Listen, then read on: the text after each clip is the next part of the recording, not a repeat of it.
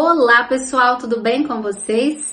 Antes de iniciar o vídeo, eu queria deixar claro que se você se sentiu tocada a entrar nesse vídeo, não foi por acaso. Deus, Ele quer conversar com você, Ele quer te tocar através desse tema. O tema do vídeo de hoje é: por que Deus nos permite passar por algumas injustiças? É uma boa pergunta, não é? Quem nunca sofreu ou passou por uma injustiça? Eu já passei por algumas e vou compartilhar uma mais adiante com vocês. No vídeo de hoje iremos entender o porquê que Deus nos permite passar por algumas injustiças, o motivo por trás delas, como devemos nos portar enfrentando uma injustiça e o que jamais devemos fazer diante dela. O que Deus odeia que façamos na condição de injustiçados. Antes de aprofundarmos mais no tema, entendamos um pouco o que é injustiça na Bíblia. A injustiça na Bíblia se refere a ações e comportamentos que vão contra os princípios de justiça e retidão estabelecidos por Deus. A Bíblia, ela condena a injustiça e ela exorta, ela estimula os crentes a agirem com justiça em todas as áreas de sua vida. Em Eclesiástico, capítulo 27, versículo 8, Jesus nos diz: se você procura a justiça, certamente vai alcançá-la e a vestirá com roupa de festa. Os pássaros se juntam com aqueles da mesma espécie e a verdade se volta para aqueles que a praticam. O leão espreita a presa, da mesma forma o pecado espreita aqueles que praticam a injustiça. Nós podemos agir de duas maneiras frente a uma injustiça. Primeiro, lutar pela justiça com nossas próprias mãos, ou seja, vingando daqueles que nos injustiçaram. E segundo, nós podemos entregar essa injustiça e essa situação nas mãos de Deus e esperar que a justiça venha dele. Saibam que a vingança vem do homem e a justiça vem de Deus. Deus, ele não se vinga de ninguém. Deus, ele é justo. Somos nós que plantamos e colhemos. Muito cuidado com a forma que você está agindo na condição de injustiçado, porque em Eclesiástico, capítulo 26, versículo 19, Jesus nos diz que uma das coisas, que mais o entristece e o dá raiva é quem passa da justiça para o pecado. A justiça com nossas próprias mãos, a vingança, ela é princípio de pecado e Deus odeia isso. Por exemplo, tem pessoas que tiram a vida de outras pessoas por vingança e isso vai contra o mandamento, da lei de Deus que diz não matar. Se você busca a justiça e pratica a verdade, você certamente alcançará a justiça. A injustiça que nós entregamos a Deus já está com a justiça ganha e garantida. Deus, ele fica do lado do mais fraco, de quem não pode se defender. Em Eclesiástico capítulo 27, versículo 25, Jesus nos confirma isso. Quem atira pedra para o alto, a joga sobre sua própria cabeça. Um golpe traiçoeiro espalha os ferimentos. Quem cava um buraco, nele cairá. Quem procura uma armadilha ficará preso nela.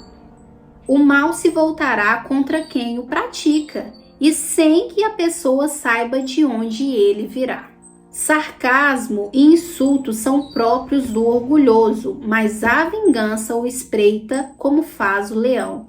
Serão pegos na armadilha aqueles que se alegam com a queda dos piedosos. A dor os destruirá antes que eles morram.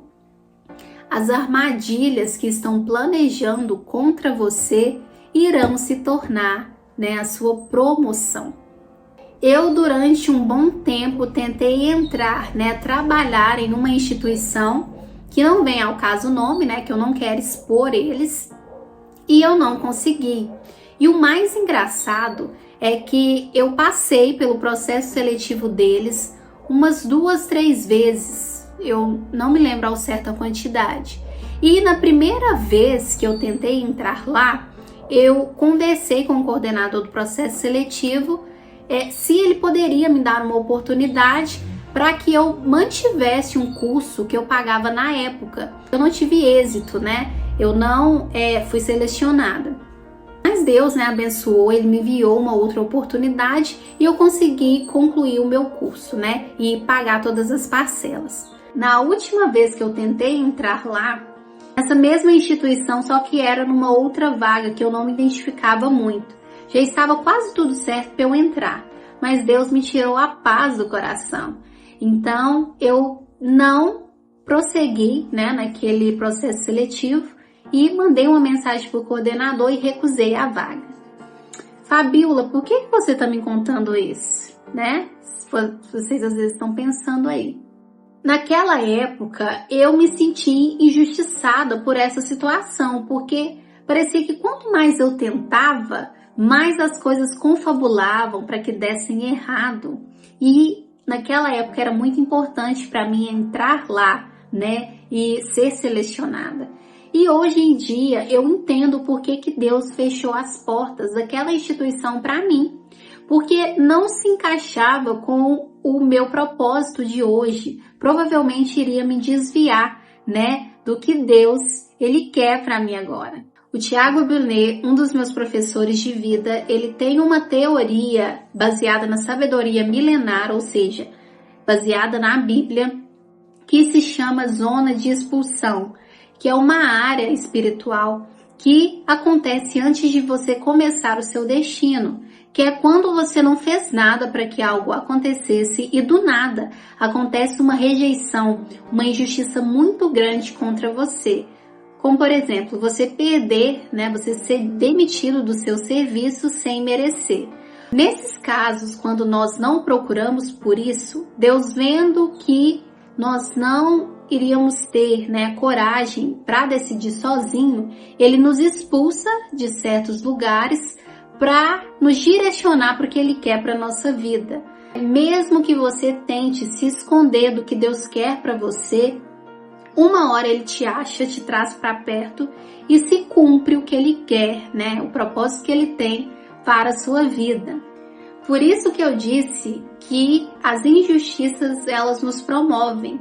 E é nesse momento que nós ficamos mais abertos e suscetíveis a ouvir Deus, né? A ouvir o que Ele quer pra gente e a procurá-lo. Porque infelizmente, né, nós nos momentos bons, nós não tendemos a procurar a Deus. Isso é muito errado, né? Nós deveríamos o procurar, orar, né? Compartilhar a nossa vida o tempo todo com Ele. Nós achamos, né, e pensamos que um momento de aflição e injustiça irá determinar e definir todo o nosso futuro, mas isso é uma mentira, é apenas uma fase que nós devemos passar para Deus nos elevar, para que vivamos o que Deus quer para a nossa vida. Você poderia me dizer, Fabiola, eu não quero passar por isso. Se eu fosse você, eu ficaria mais receptiva a isso, porque primeiro que viver não é fácil, né? A todo momento estão acontecendo coisas, né, que nos afligem, a todo momento nós somos injustiçados e nós estamos vulneráveis a tudo que o mundo nos oferece. E essas injustiças são oportunidades que Deus nos dá para aprendermos através disso e para nos direcionar para o que Ele quer para a gente. Porque quando você estiver lá, vivendo o que Deus quer para você, e você passar por uma situação parecida com uma que você já passou, onde você terá a oportunidade de injustiçar alguém, você fará diferente. Você entenderá de onde que a sua justiça veio e quem o prosperou, né? Que foi Deus, devido à maturidade espiritual adquirida no processo da injustiça. O que Jesus nos instrui, além de confiarmos, entregarmos e esperarmos nossa justiça nele. Eclesiástico capítulo 28, versículo 1 ao 7. Quem se vinga encontrará a vingança do Senhor, que lhes pedirá contas rigorosas de seus pecados. Perdoe a injustiça que seu próximo cometeu. E quando você pedir, seus pecados serão perdoados. Se uma pessoa guarda rancor contra outra, como poderá pedir que Deus a cure? Se não tem misericórdia de seu semelhante, como se atreve a pedir algo em relação aos próprios pecados? Se ela, que é carne, guarda rancor, quem perdoará seus pecados? Lembre-se do seu fim e pare de odiar. Pense na corrupção e na morte e permaneça na observância dos mandamentos. Lembre-se dos mandamentos e não guarde rancor contra seu próximo. Lembre-se da aliança com o Altíssimo e passe por cima da ofensa que lhes fizeram.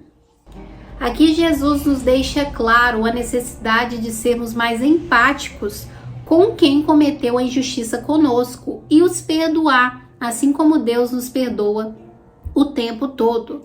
Jesus nos faz refletir também como é que nós esperamos misericórdia de Deus sobre os nossos pecados se nós não conseguimos perdoar o próximo, né? Nem mesmo ao próximo. Cuidado com o rancor que você tem guardado para com seu próximo, porque não perdoar as pessoas é um pecado mortal e vai contra o mandamento de Deus. Como eu disse nos meus outros vídeos, se você perdoa alguém, o maior beneficiado é você. Espere a sua justiça em Deus. Mais adiante, em Eclesiástico, capítulo 28, versículo 14, Jesus nos diz: a língua que se intromete abala muitos, fazendo-os fugir de nação em nação. Ela destrói cidades fortes e derruba as casas dos poderosos. A língua que se intromete faz com que as mulheres de valor sejam rejeitadas e assim privadas do fruto de seus trabalhos. Quem presta atenção a ela não encontrará mais descanso, nem poderá viver com tranquilidade. O golpe do chicote deixa marcas, porém o golpe da língua quebra ossos. Muitos já caíram pelo fio da espada, mas não foram tantos quantos que caíram pela língua. Eclesiástico capítulo 28, versículo 24. Veja, trate de proteger sua propriedade com cercas de espinhos e guarde bem sua prata e ouro. Prepare também balança e peso para suas palavras e faça porta e tranca para sua boca. Cuidado para não tropeçar com a língua, para não cair diante de quem está espreitando você. Muitas vezes nós injustiçamos as pessoas pela nossa própria boca, né? Pelo que falamos e espalhamos delas, sem nos preocupar, né? Sem nos importar ou pensarmos no como isso, né, vai afetar ali a vida dela, o que isso vai gerar.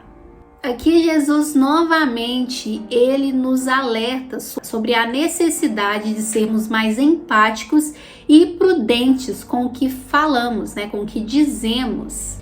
Quando nós julgamos e maldizemos alguém, nós somos julgados por Deus com mais severidade, porque nós falhamos muito. Da mesma boca saem bênçãos e maldições, então vigie a sua boca. E com quem você anda compartilhando certas coisas, para que você não caia na armadilha deles. E cuidado com as palavras e com o que você anda declarando com a sua boca, porque o mundo espiritual ele se move através disso. E olha que engraçado, né? Hoje é engraçado, mas naquela época, assim, me deu um pouco de medo. Há um tempo, né, quando eu ainda não tinha comprado a minha moto, uma moça do meu serviço, ela me ajudava com caronas todos os dias. Ela me buscava e me deixava aqui em casa. E aí um dia nós estávamos voltando do serviço e veio assim na minha cabeça, né? Ela parou porque o tráfego estava muito grande. E aí veio assim num pensamento, imagina se esse carro ele bate na traseira dessa moto. E aí o que aconteceu?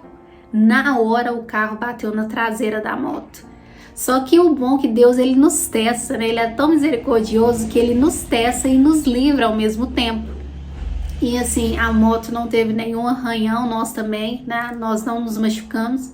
Mas isso é só para vocês entenderem o poder da palavra. E olha que eu nem precisei falar, eu só pensei. Então vigie o que vocês andam falando e declarando sobre a vida de vocês. Comecem a declarar palavras de bênçãos todos os dias sobre a sua vida e a vida do próximo. No primeiro livro de Reis, capítulo 2, versículo 1, conta sobre a morte de Davi. Aproximando-se o dia de sua morte, Davi deu estas instruções a seu filho Salomão. Eu vou seguir o caminho de todo mundo, seja forte, seja homem.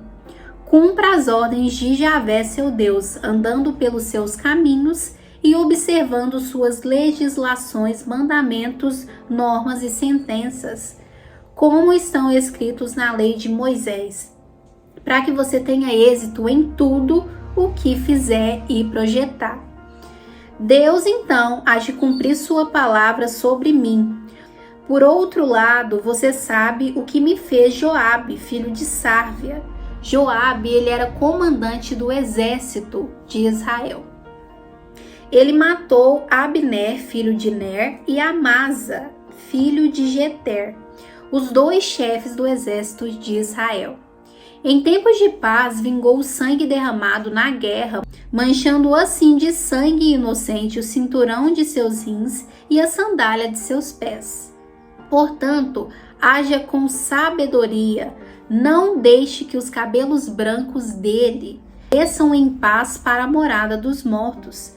Quando Salomão diz para o sacerdote Abiatar para ele ir para a propriedade de Anatote, pois ele era um homem digno de morte, a notícia chega a Joabe.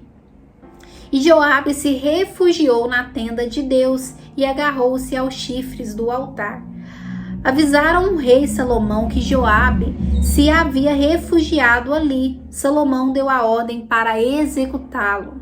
E como ele se recusou a sair da tenda de Deus, que estava junto ao altar, Banaías, servo do rei, foi lá, matou Joabe e o enterrou na casa que pertencia a este no deserto.